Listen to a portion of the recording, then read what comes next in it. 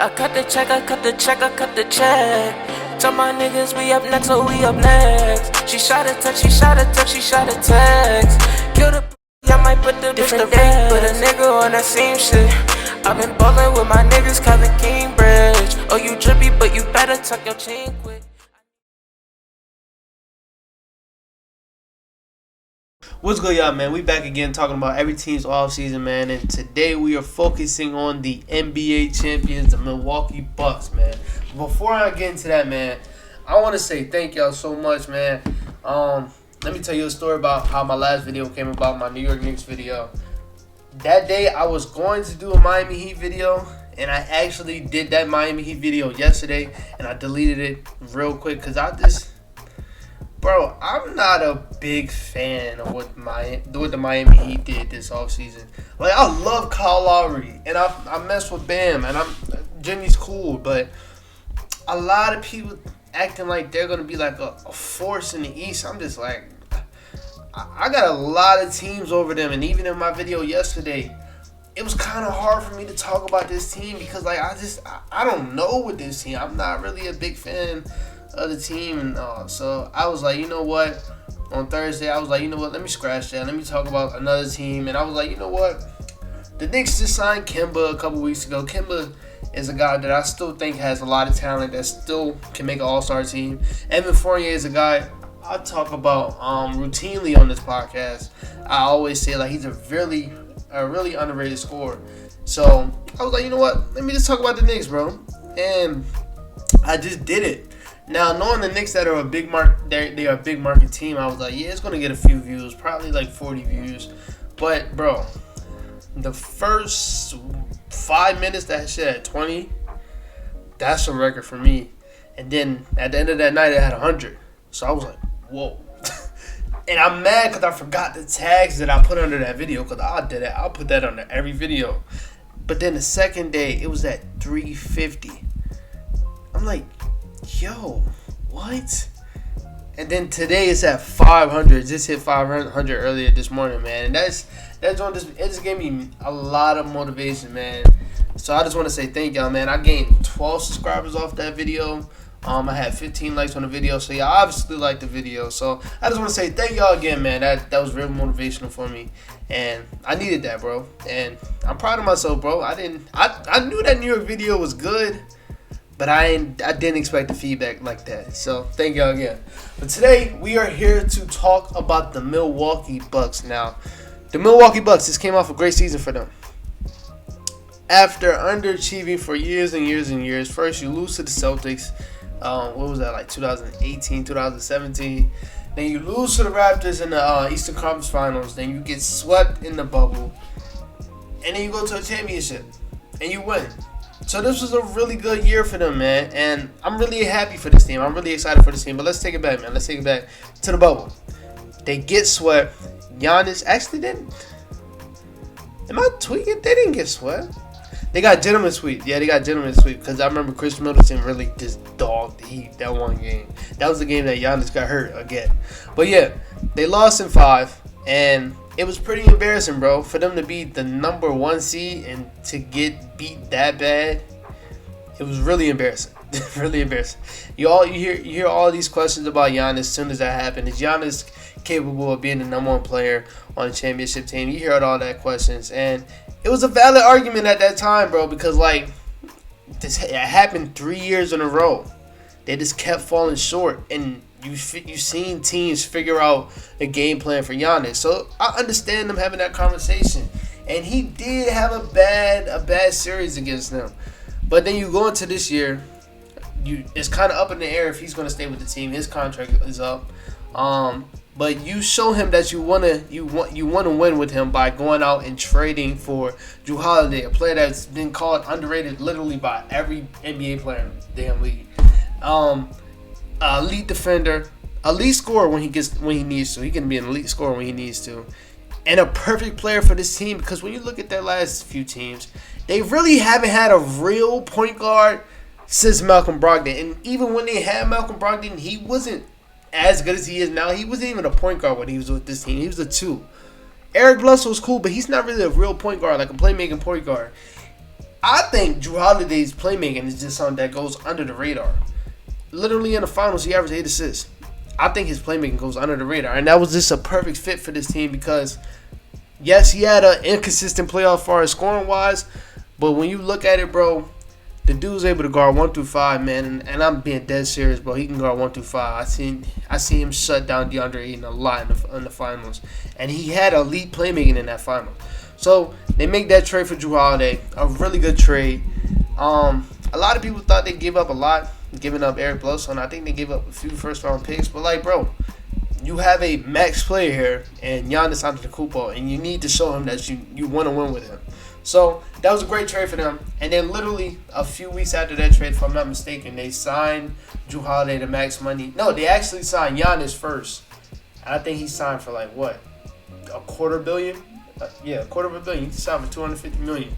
And then you signed Drew Holiday to a max contract. So you're kind of set in this big three with Chris Middleton signed his contract last year. You just signed Drew, you just signed Giannis. So you kind of set with this big three, and it's a really good big three. And they kind of had a decent season, bro. They dropped down to the 3rd seed. I think they won like 40-something games. And I looked at it, and I was like, that's good for them because you've seen it the past few years. They was chasing that regular season record. I think the past few years they had 261 seasons and then disappointed in the playoffs. For them to just take a step back, get to know each other, get to play with each other, and still have a good team. They finished 3rd. I feel like that was good for them, bro. I feel like they didn't use all their energy trying to fight for those 60 wins. They just settled down, knowing that to get to the finals, to get to where they want to be, that's a lot of games played, and that takes a lot of energy. So I was really excited with that. They signed Bobby Portis in the offseason. That's a really good signing that kind of went under the radar. But then in the middle of the season, you can kind of see they needed another wing defender. And that's when P.J. Tucker just came on the market. And I feel like that trade came out of nowhere. P.J. Tucker for D.J. Wilson. I remember, bro. I don't know if y'all watched Through the Wire podcast. I advise y'all to. That's why I'm here, bro. I'm going to be completely honest. That's why I'm here. But they was talking about how the Rockets kept saying that they wanted a young player for P.J. Tucker, which was crazy. I don't know why. P.J. Tucker like 37. But I think, who said it? I think it was P. He was like, what young player they going to get? DJ Wilson. It was kind of crazy that they actually got DJ Wilson for P.J. Tucker. But yeah, they got P.J. Tucker, and it looked like a really good fit, especially when you get to the playoffs. Like, he came off the bench. It was decent off the bench, but like when Dante DiVincenzo went down in the playoffs, I think that took the Bucks to the next level because you have a lineup that you could switch on anything except Brook Lopez, who even when he switched on the guards, he's not bad. And I felt like that took them to the next level. But then you go into the playoffs, man. You dominate the Heat, beat them in 4. You go against the Nets, one of the most exciting series I've seen in a long time. And you beat them in 7, bro. I feel like that was Giannis' moment to say, yeah, I'm here. It was him going against KD. Even though Giannis had more help, KD himself almost took them down. But Giannis came in, they was going right back and forth, bro. I think KD had 40-something that last game, and I know Giannis had 40 that last game. So they was going right back and forth. And then you get to the Eastern Conference Finals, someplace they haven't been in like 2 years, and they won in 6. That was a really exciting series. I think that was an underrated series. I really feel like if Trae Young didn't get hurt, they probably would have beat them. But nonetheless, they won that series. Then you get into the finals, man. Giannis is questionable because he did just hyperextend his knee literally a week before. But plays the first game, drops 20-7. 20-17 was an off game from him, but 20-17 as an off game is something crazy. That just shows you how good Giannis is. He had that one chase down block. That one, he just bodied Crowder and DeAndre Ayton back-to-back plays. He didn't look like he was as hurt. He just wasn't getting the shots that he usually gets. But had that game. They lost first game. Came back second game. Dropped 40. Literally carried his team because Drew Holiday wasn't on shit. Chris Middleton wasn't on nothing. Like, nobody was on nothing but Giannis and carried that team. But they lost that game. Then you go back home. He drops 40 again. And they win that game. Win the game after that. I think Chris Middleton, that's when he finally had a good game. And then you go into game 5. A game that I definitely thought they was going to lose. I'm not going to lie. And Giannis is balled out again. And that's the game Drew Holiday had. Drew Holiday actually had a game that day. I think he dropped 30. I know he dropped 30. And then he had that one big steal. You know the play I'm talking about. Steal of Devin Booker. Then the alley-oop to Giannis. And after that, bro, it was completely over. I'm just going to be honest with Suns fans. After that play, it was over, bro. There was no way y'all was coming back. It was no way y'all was coming back, man. Then you go to Game 6. It was a really good game, but it was over already. I forgot to talk about the block. But you already know about the block. But yeah, in Game 6, they won the championship. And the season's done, bro. It was a really good season for them. Damn, I'm at 10 minutes. It was a really good season for them, bro. And it was kind of exciting, bro, to see Giannis' journey to him to get to that point. To see him get to that point, that was amazing. And then for me, a big Drew Holiday fan, for him to be underrated for so many years, but for him to keep playing on these national televised playoff games and people like casuals seeing how good Drew Holiday is, that was a really good time for me, man, especially as a Drew Holiday fan. But let's get into what they did this offseason, bro. I think they got even better, and I don't think it gets talked about enough. So they start off re-signing Bobby Portis. Great signing. He played a huge part in that finals run, bro. Being able to switch off ball, being an energy for this team, especially off the bench. He became a fan favorite. All the chance of Bobby. You know that chance. You know what happened. And I think he finally has a home, bro. He has a home. I think he signed for a 1 or 2 year deal. I don't know. But I'm excited that they signed him. They went back and signed George Hill. That's a great signing because when it came to bench playmaking, they didn't really have that. So George Hill's going to add a lot. And I don't even think people remember. George Hill had a time when he was on the Bucks where he was the best shooter in the league. Like 2 years ago, the last time he was on the Bucks, he was leading the league in three-point shooting. And that's going to be big for this team. So I love that signing for them. Next signing is a signing that I said they should always make. They needed a bucket getter, and I feel like Rodney Hood off that bench is going to be great for them. Great. They need a bucket getter bad, and that's a perfect fit for them, bro. Perfect fit, and he's able to play off ball if you need him to. He also is a valuable shooter. And then, yeah, you lose PJ Tucker, but then you get Semi Ojeleye. Now, no way in hell I'm saying they are the same player, but PJ Tucker is a gritty defender that's strong. He can guard 1 through 4. Semi Ojeleye can do that same thing, but not as good as PJ can. But you lose one, you gain one back. And then they re-signed Thanasis. That was a really good signing. It's Giannis' brother. You got to keep Giannis happy. You got to. And then the one that, to me, put them over the limit, they got a real shooter. When you look at this Bucks team, right? Before, they just got Grayson Allen. Chris Middleton, he can shoot the ball. I wouldn't say he's a shooter. Drew Holiday can shoot the ball. I wouldn't say he's a shooter. Jordan Norwell doesn't get minutes. Brian Forbes he just had that one series. They got a shooter, a person that can come off screens, shoot the ball, spot up shooter. He can shoot.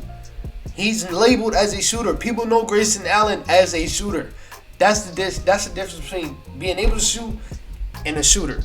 They got a shooter in Grayson Allen, and that was a A1 trade. They traded Sam Merrill and like a second round pick. That's not really nothing. No offense to Sam Merrill, but like they try and get better. They see the Nets. They were 2 injuries away from beating them, so they try to get better. And I love that trade for them, bro. And it's kind of interchangeable, bro. You can have Dante DiVincenzo in the starting lineup, or you can even have Grayson Allen in the starting lineup. So they're gonna be able to run a lot of lineups with this offseason that they had. But I feel like the Bucks had a really decent offseason that doesn't get talked about enough. I still think they can beat the Nets. Here's my whole thing with a lot of people. I hear a lot of people saying, like, if Harden didn't get hurt, if Kyrie didn't get hurt, Nets would have won it like 4 or some shit. That always confuses me because before that series, everybody was hyping up that series like it was going to be a great-ass series. I even said it was going to 7. Multiple NBA, even NBA analysts, but NBA YouTubers said it was going to 7 because it was just so evenly matched. But just because you've seen the home team win the first two games, you think there's going to be a sweep if they didn't get injured? No, they did what they supposed to do, bro. I still think they're a perfectly matched team. I mean, perfectly matched matchup. And if that series was to happen today, I ain't gonna pick the Bucks, but I ain't gonna sit here and act like it's not going to like 6 or 7. They definitely gonna push it because the Bucks are a nice team. I I feel like that's kind of disrespectful to them to say like, bro, if Kyrie or Harden didn't get hurt, they would have won. Nah, I think that's disrespectful as hell, bro. The Bucks are a nice team for a reason, bro. They're a championship level team for a reason, bro. And I think they would have beat them even if they didn't have injuries. I'm not gonna lie, Giannis was just on some different shit this year. He was, bro. I know KD was dogging, but KD wouldn't have had to did all that shit he was doing if he had his co-stars with him. Giannis was doing that shit if they was there or not. He was dominating if they was there or not. So I don't want to hear that shit. People saying it would have been a sweep if they didn't get injured. Oh, you see what James Harden just said a couple days ago. He said, "Oh, when I'm not injured, it's scary hours, bro." You said that. You said that last year, bro. Colin Sexton fucked y'all up. You said that in the playoffs and y'all lost, bro. Like I'm tired of hearing him saying that. You heard Bruce Brown say, "Oh, we was healthy, we would have won. If you ain't missed that layup, y'all would have won." Like this is excuses at this point, bro. But other than that, man, that's it for this video, man. I'll probably be back Thursday. Other than that, talk to y'all later. Peace out. What's up, man? I'm back. I forgot to say a couple things. Jordan Norwell. I don't know if y'all know who that is. Jordan Norwell, if they give him playing time, which they should, is going to be a huge piece for the Bucks. And I want to say, don't be surprised if the Bucks go back to back. When you look at this team, you got Giannis. Let me just talk about the lineup. Drew, Dante, Chris, Giannis, Brook. Then off the bench, George Hill, Grayson Allen, Jordan Norwell, Bobby Portis. I'm forgetting somebody. Still forgetting them. Who the fuck? Hey, when it comes down to the playoff time, you only really run like 7 players anyway. So yeah, they have a nice little deep team, and I think with the adjustments that I see, Bud, what his name, Coach Bud make last year, I wouldn't be surprised if this team goes back to back. I still think they have a really nice, scary team, bro. Especially when your leader is Giannis Antetokounmpo. Yes, you always gonna have a scary team, but like, bro, Chris Middleton had a really good underrated playoffs last year. Drew Holiday, yes, scoring-wise, he didn't have a good playoffs, but defense-wise and playmaking-wise, he dominated. He took Chris Paul out of the finals. Let's be honest. He took Chris Paul out of the finals. Dominated him. Outplayed him the whole finals. Yes, Chris Paul might have scored more. The stats might have looked better. No. He dominated Chris Paul. Brook Lopez is a player that doesn't get talked about enough. His defense has stepped it up tremendously over the years. Also with his shooting. And then you got the bench. Like I said, Grayson Allen going to be huge for them, bro. They got a shooter. Grayson Allen, that's cold. George Hill, another shooter. That's cold. Bobby Portis, he already showed y'all what he can do off the bench. Bring that energy off the bench. Bring the shooting off the bench. Bring the defense off the bench.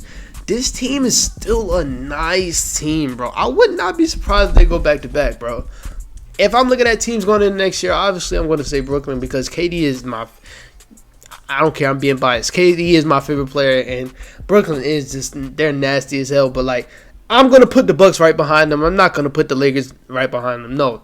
The Bucks right now are the second best team in the league, and they have a huge argument for number one because they beat the best team in the league. I don't give a damn about injuries. They beat them. The win is a win. So, yeah, that's all I had to say, bro. But, yeah, Jordan Norwell, if you ever see this, bro, you my guy, bro. I've been talking about Jordan Norwell all day on Twitter. He's a bucket. I don't know if he's going to be able to be a bucket on the Bucks in year 2. I don't know about that. But Jordan Norwell is a bucket. I rarely see him miss. He's a bucket. But other than that, man, that's it.